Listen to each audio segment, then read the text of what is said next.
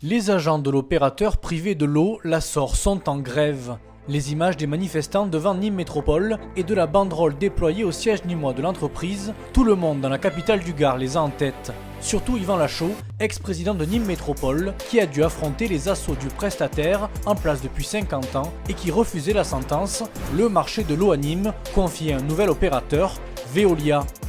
Mauvais joueur, il considère que sa victoire passée lui offre une place illimitée au soleil. Pourtant, il a répondu à un marché public soumis à des règles. La première d'entre elles, assurer une mise en concurrence effective entre les entreprises. Mais aujourd'hui, les collectivités ne veulent plus se laisser faire.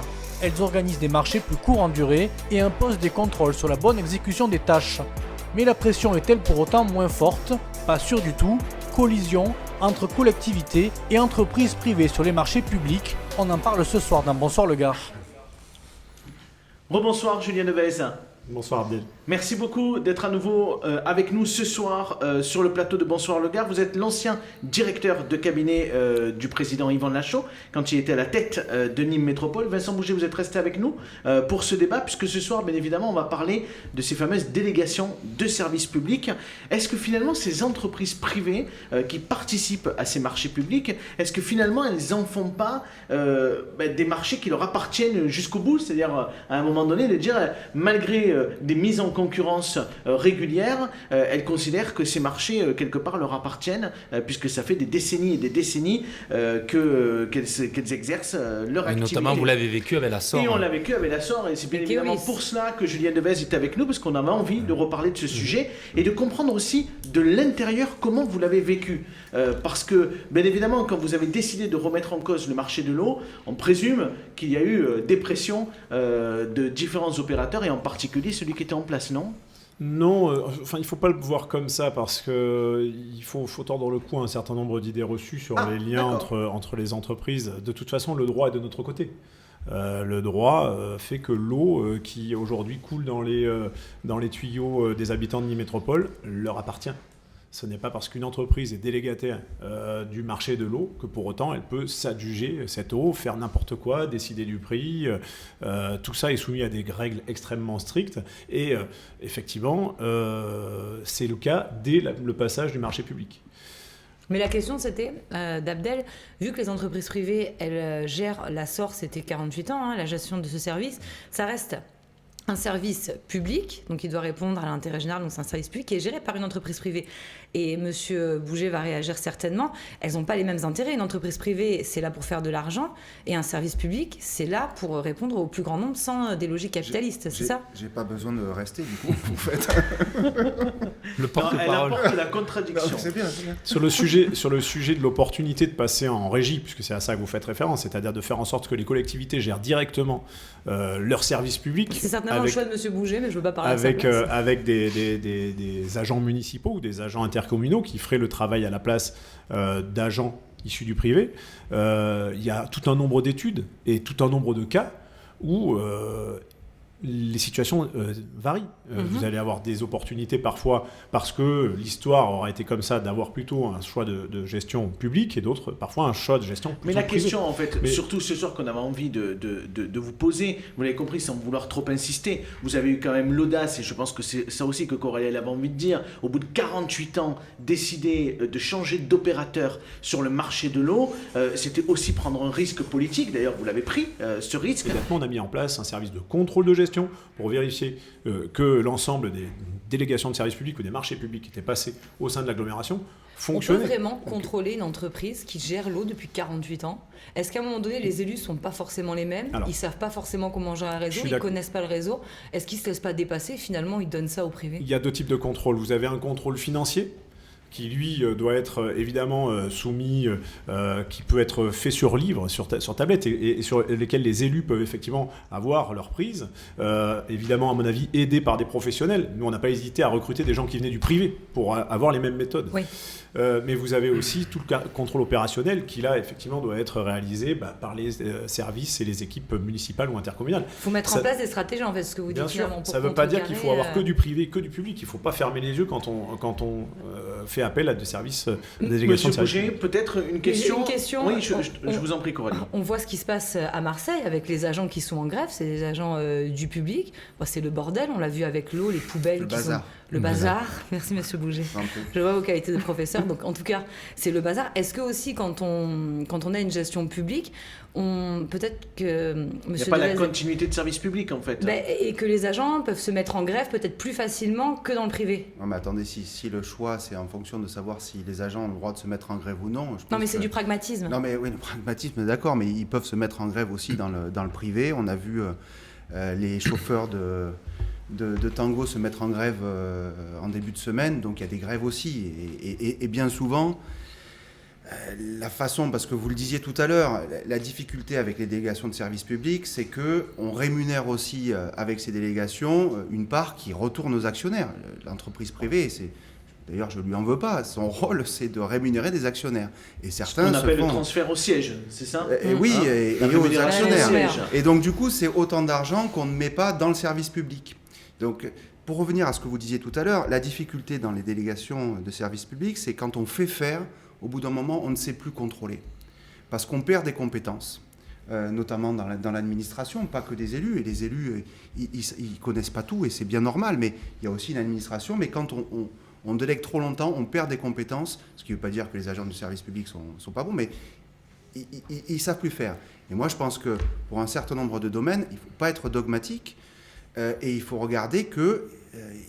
des fois, les régies publiques, ça marche. Et il y a Mais là, pour l'eau, si ça on serait laisse- compliqué en termes de compétences. La Non, pas du métropole. tout. Vous Aujourd'hui, il y pensez a qu'une 44 métropole Je préciserai si on fait 40. faire sans contrôler. Toute la question Oui, est de mais- savoir comment on staffe ces équipes pour pouvoir contrôler l'action de notre C'est délégation. compliqué. On ne résout pas ce que je vous ai dit tout à l'heure, à savoir la part qui part aux actionnaires. Il y a 44% aujourd'hui de la population en France qui vit dans une régie publique de l'eau. 44%. Et c'est des collectivités qui sont importantes, et pas toujours de gauche. Je pense à Nice, je pense à la région Hauts-de-France, qui a une régie Max bien Roustan plus large.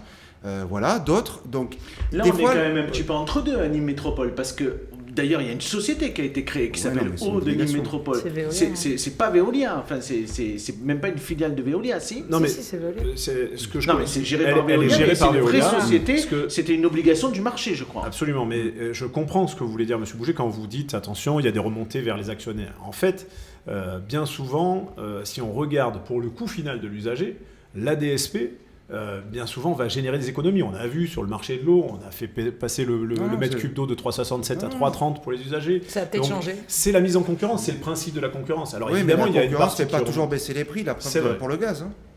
Tout à fait, oui. Mais la Ça, concurrence c'est- pour l'eau, là, c'est très intéressant parce que vous avez vu le conflit qui oppose le président de Nîmes Métropole avec Veolia. Il y a eu une course un peu à l'échalote pour choisir le mieux-disant. Et puis là, après un an, alors ok, il y a eu la crise sanitaire, mais Franck Prost, il est vent debout parce qu'il se rend compte que les mètres cubes d'eau qui devaient être vendus, finalement, n'ont pas été vendus. Est-ce que quand on est C'est combien justement C'est combien de milliers de mètres cubes 1 million 800 1,5. 000. Ah oui. en moins, Ce non qui est certain, c'est que c'est un million de manque à mètres cubes. gagner pour le Mais budget de est-ce l'eau que de Nîmes justement, Métropole. on dit pas n'importe C'est quoi aussi, quand un on est en manque à, c'est compétition. aussi un manque à gagner pour l'entreprise Veolia, donc ça fait pas plaisir à Veolia et aux délégataires de services publics de l'eau de vendre moins d'eau, c'est son rôle de vendre de l'eau. Par Oui, mais est-ce contre, qu'elle a pas été est-ce que trop c'est pas ambitieuse positif que cette année, finalement, les Nîmois aient fait plus attention à leur consommation d'eau, ou en tout cas qu'ils aient eu à moins en consommer, car il a peut-être plus plu. Ça aussi, j'y vois peut-être, finalement, c'est... Monsieur Bouger, finalement, c'est une bonne nouvelle? On était déjà sur une tendance à la baisse de la consommation d'eau, mais là c'est vrai qu'il y a une chute vertigineuse. Alors moi je ne veux pas rentrer trop dans ce débat parce qu'on n'a pas tous les éléments encore. Je sais qu'il va y avoir une commission de contrôle financier dans pas longtemps, donc je veux éviter de dire des bêtises sur un certain Sachant nombre que de sujets. pour revenir sur le sujet plus le sujet plus général autour de ces entreprises privées et des collectivités, moi j'avais deux questions. La première c'est, est-ce qu'on ne peut pas renforcer les garde-fous ? C'est-à-dire, est-ce que dans les contrats, on ne peut pas prévoir plus de contrôle ? Je crois que c'est le cas, notamment pour le contrat de Veolia, mais est-ce que vous savez, de manière Et globale, plus ça peut être le d'objectifs cas à atteindre Et à plus court terme. d'objectifs à atteindre. premier Et une point- deuxième question rapidement, c'est aussi de dire, est-ce que comme le président de la République, il peut faire que 2 mandats successifs, est-ce qu'on ne peut pas imaginer aussi que sur des marchés publics, un On délégataire ne puisse pas plus faire plus de marchés ? Pourquoi C'est pas. une Nous, bataille, le hein. choix qu'on a fait, ça a été en tout cas de réduire la durée de ce marché, puisqu'il est sur 8 ans. Précédemment, on avait souvent des marchés de 15-20 ans.